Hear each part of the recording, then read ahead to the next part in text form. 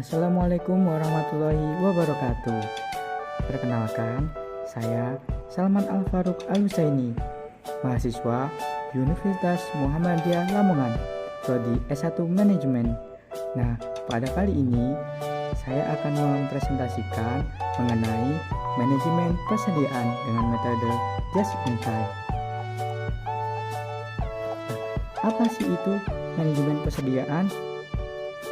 Nah, manajemen persediaan merupakan sebuah bagian dari perusahaan yang memiliki tugas untuk mengatur persediaan barang yang dimiliki oleh perusahaan tersebut, seperti hal-hal cara memperoleh persediaan, penyimpanan, hingga persediaan itu dapat dimanfaatkan. Lalu, apa saja sih tujuan manajemen persediaan itu? Yang pertama yaitu mengantisipasi kekurangan persediaan, berjaga-jaga jika persediaan yang dibutuhkan ternyata tidak ada di pasaran.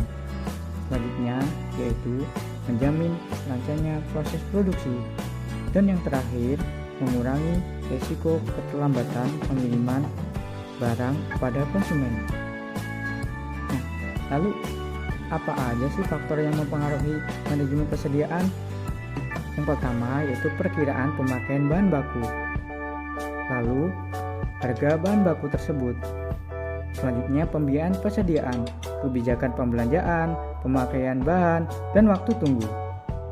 Nah, selanjutnya yaitu macam-macam metode pendekatan manajemen persediaan. Yang pertama ada metode EOQ atau Economic Order Quantity. Yang kedua yaitu metode MRP atau Material Recruitment Planning. Yang ketiga yaitu metode JIT atau Just in Time. Yang keempat yaitu metode analisa ABC. Dan yang terakhir yaitu metode Periodic Review. Nah, pada kesempatan kali ini saya akan membawakan presentasi mengenai sistem produksi tepat waktu atau Just in Time. Apa sih itu Just in Time? Nah, jadi pendekatan Just in Time itu merupakan sistem produksi atau sistem manajemen modern yang dikembangkan oleh perusahaan-perusahaan Jepang yang pada prinsipnya hanya memproduksi jenis-jenis barang yang diminta sejumlah yang diperlukan dan pada saat dibutuhkan oleh konsumen. Selanjutnya yaitu tujuan dari Just in Time. Sistem produksi Just in Time ini memiliki beberapa tujuan, yaitu yang pertama yaitu berorientasi pada dan fokus pada kepuasan pelanggan.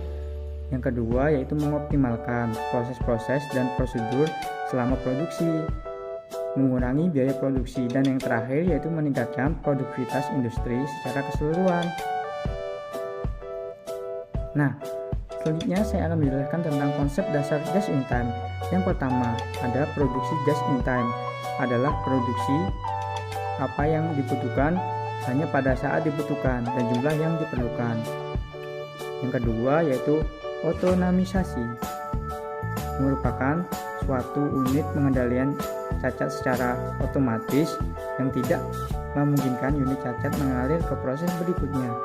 Yang ketiga yaitu tenaga kerja fleksibel, maksudnya adalah mengubah-ubah jumlah pekerja sesuai dengan prioritas permintaan. Yang terakhir yaitu berpikir kreatif dan menampung saran-saran dari karyawan. Nah, selanjutnya yaitu produksi JIT atau Just in Time.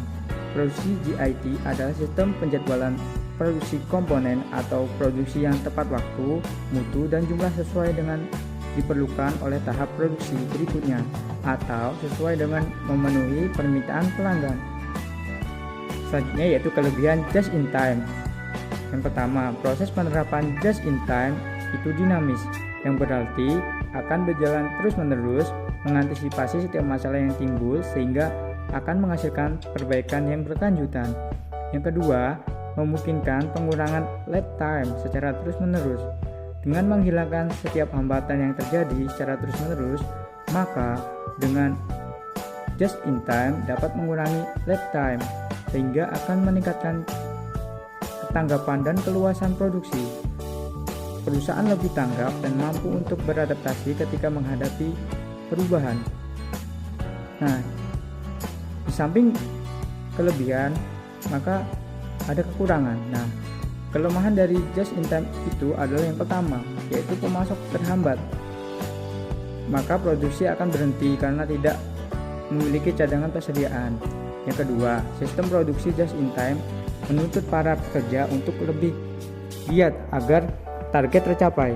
Jika diperlukan, pekerja lembur atau malam hari di luar kerja diperlukan agar volume produksi yang diminta pelanggan itu dapat terpenuhi.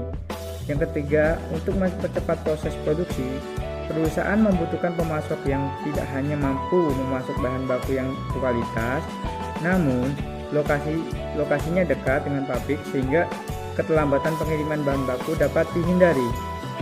Nah, itulah presentasi dari saya, semoga bermanfaat. Terima kasih. Wassalamualaikum warahmatullahi wabarakatuh.